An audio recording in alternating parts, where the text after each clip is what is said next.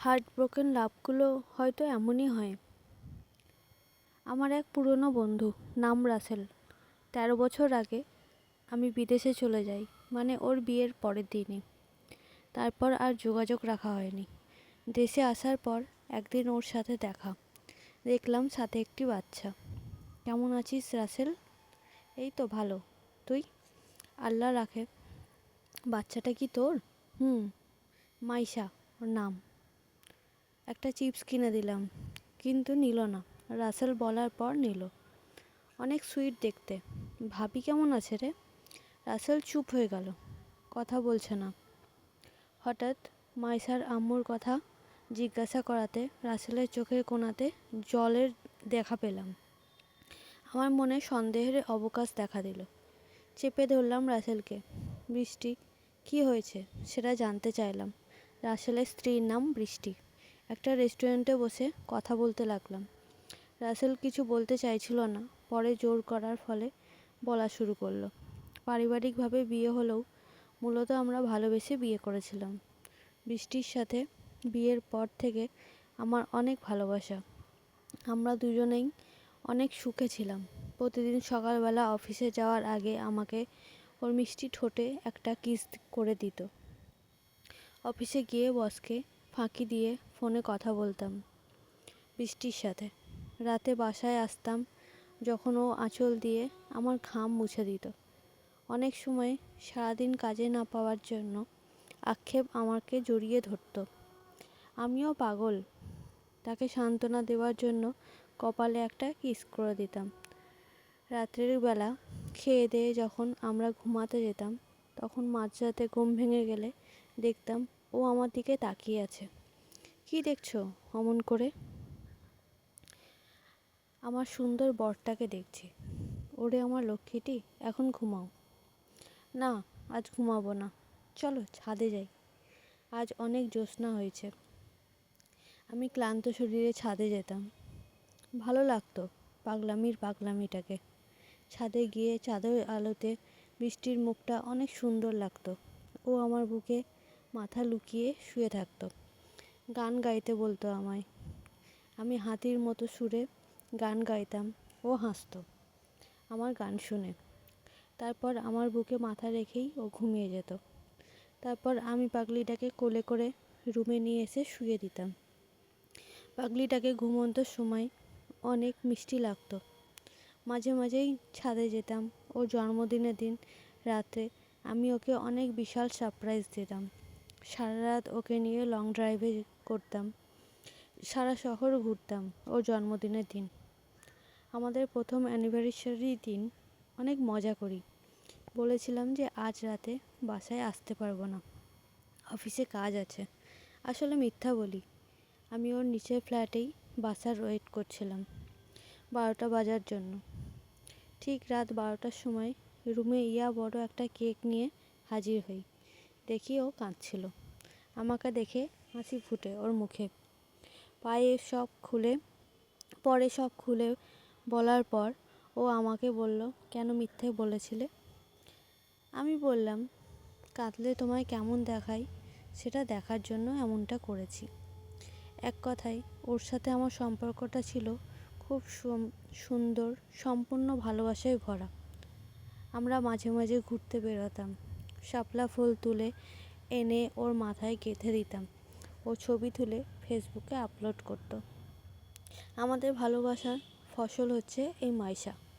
বিয়ের ঠিক 4 বছর পর মাইশা আসে আমাদের কোল জুড়ে। এতদিন খুব ভালোই ছিল। ঝামেলাটা শুরু হয় তারপরেই। মাইশাকে দেখাশোনা করার জন্য একটা লোক রেখে দিই। একদিন রাতে অফিস থেকে ফেরার পর দেখি বৃষ্টি বাসায় নেই। আমি বুয়াকে বলি, বৃষ্টি কোথায়? এবার ফোন দিচ্ছিলাম, কিন্তু কেটে দিচ্ছিল ও ফোন। আমি ওর বাসায় খোঁজ করি, ওর বান্ধবীর বাসায় খোঁজ নিই, কিন্তু কোথাও ছিল না ও। টেনশনে আমি মাইশাকে কোলে নিয়ে বেরিয়ে পড়ি বৃষ্টির খোঁজে।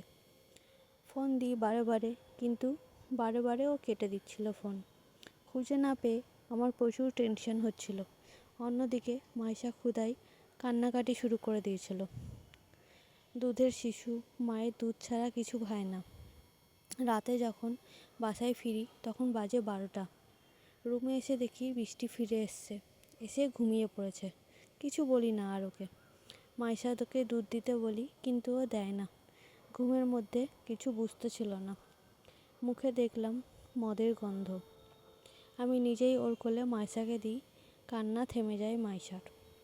সকালবেলা জিজ্ঞাসা করলাম, কই গিয়েছিলিস রাতে? কিছু বলল না। আমি বুঝতে পারছিলাম কোনো ডিস্কোতে হয়তো গিয়েছিল। পরে ও সত্যিটা বলে। আমি কিছু বলি না। রাগ করে কিছু না খেয়ে অফিসে চলে যাই। দুপুরে দেখি বৃষ্টি মাইশাকে নিয়ে আমার খাবার নিয়ে অফিসে হাজির। মাপ চাইলো, বলল আর কোনোদিন যাবে না ডিস্কোতে। বান্ধবী জোর করেছিল বলে নিয়ে গেছিল। আমি মাফ করে দিই। ও বাসায় চলে যায়। কিছুদিন সব ঠিকঠাক যাচ্ছিল, কিন্তু পরে জানতে পারি ও আমাকে না জানিয়ে লুকিয়ে প্রায় ডিস্কোতে যেত। আমি বাড়ি ফেরার আগেই ও ফিরে আসতো। আমি কিছু বুঝতাম না। হঠাৎ একদিন দেখি রাতে বাসায় আসেনি। আমি অনেক খুঁজি, পাই না। টেনশন নিয়ে মাইশাকে নিয়ে কোলের মধ্যে সারা রাত খুঁজি। বারেও খুঁজে দিই, কিন্তু ও ছিল না। আমার খুব খারাপ লাগছিল। সকালবেলায় দেখি ও বাসায় আসে। আমি প্রথমবারের মতো ওর গায়ে হাত তুলি, একটা থাপ্পড় মারি। কোথায় গিয়েছিলে জানতে চাই। কিছু বলে না, শুধু চুপ করে কাঁদে।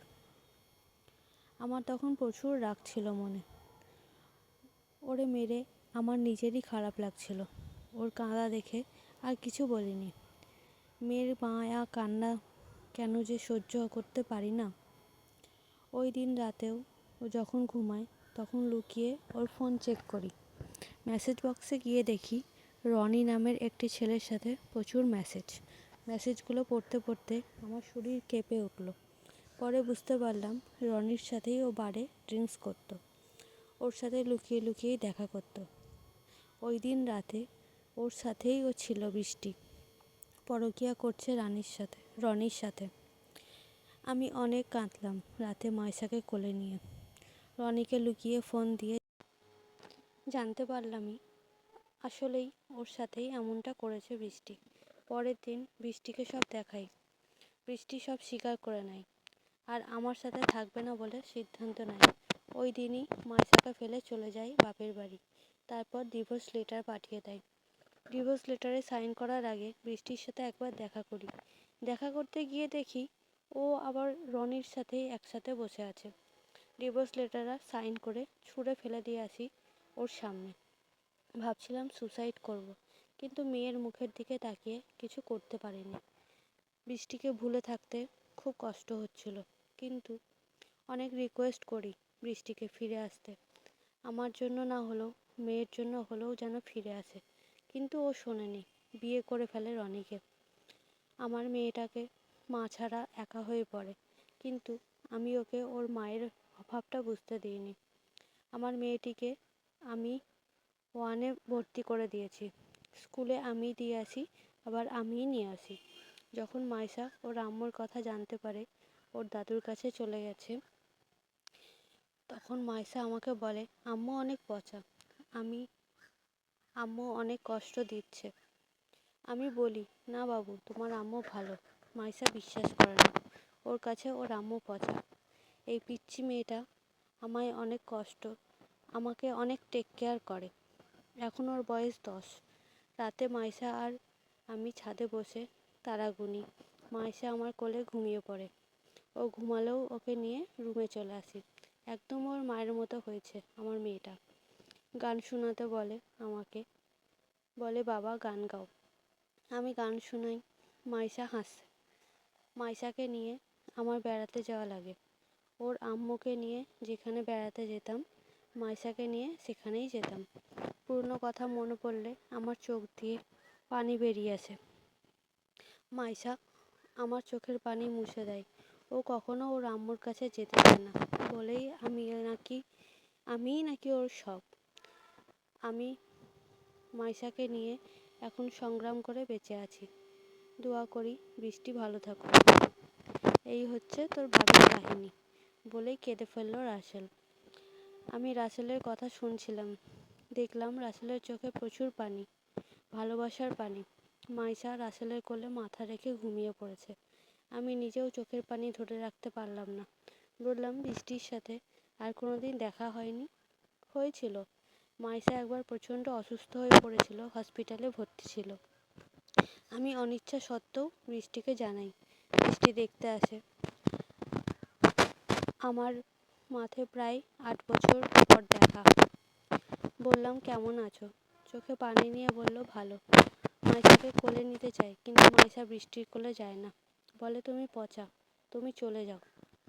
পরে বৃষ্টি কাঁদতে কাঁদতে দৌড়ে চলে যায়। আমি মাইশার মাথায় হাত বুলিয়ে দিলাম। চোখের পানি আর থামাতে পারলাম না। এতক্ষণ ধরে গল্পটি কষ্ট করে শোনার জন্য ধন্যবাদ। যদি গল্পটি ভালো লেগে থাকে অবশ্যই লাইক, শেয়ার, সাবস্ক্রাইব করে আমার পাশে থাকার অনুরোধ থাকলো।